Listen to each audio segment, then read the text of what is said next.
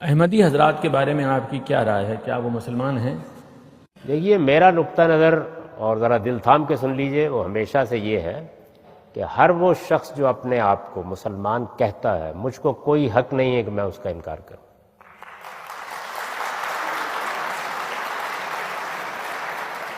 میں نے ابھی آپ کو یہ جواب دیا ہے کہ نہ مجھے اللہ تعالیٰ نے لوگوں کے اسلام اور کفر کے فیصلے کرنے کا اختیار دیا ہے۔ میں پورے اعتماد کے ساتھ یہ کہتا ہوں کہ قرآن کی کسی آیت میں، پیغمبر کی کسی حدیث میں مجھ کو یہ اختیار نہیں دیا گیا۔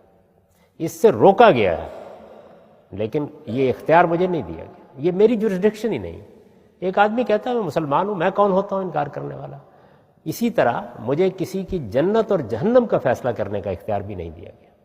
یہ اختیار خدا کے پاس ہے۔ تو یہ میرا کام، میری جورسڈکشن نہیں ہے۔ میرا کام کیا ہے کہ جب کوئی آدمی کسی مذہبی نقطہ نظر کا اظہار کرے تو میں دلیل کے ساتھ اس کو بتاؤں کہ تمہاری بات ٹھیک ہے یا تمہاری بات غلط ہے۔ تو احمدی حضرات جو نقطہ نظر ہے ان کا کہ رسالت مآب صلی اللہ علیہ وسلم کے بعد بھی نبوت ہو سکتی ہے، میں اس کو بالکل غلط سمجھتا ہوں۔ یہ بے بنیاد بات ہے۔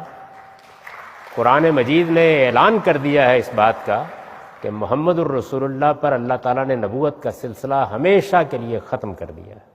اب اس کا کوئی سوال ہی نہیں ہے کہ کوئی شخص آئے اور ہم کو آ کر یہ کہے کہ میں خدا کی طرف سے الہام پا کر یا وحی پا کر نبی کی حیثیت سے تم سے خطاب کر رہا ہوں۔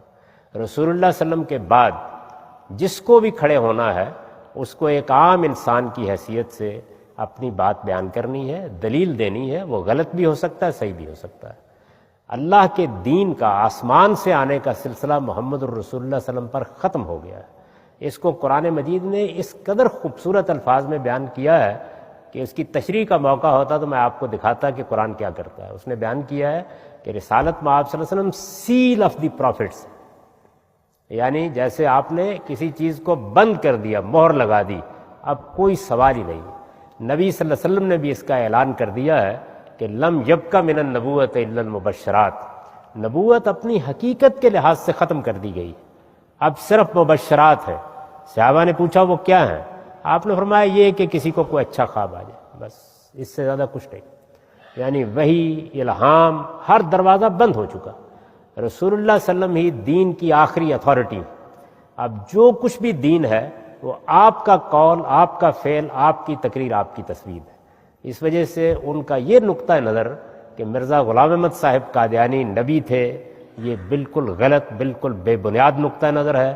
میں گھنٹوں اس کی تردید پر گفتگو کر سکتا ہوں، لیکن کسی شخص کے کفر و ایمان کے فیصلہ کرنے کا اختیار مجھے نہیں دیا گیا۔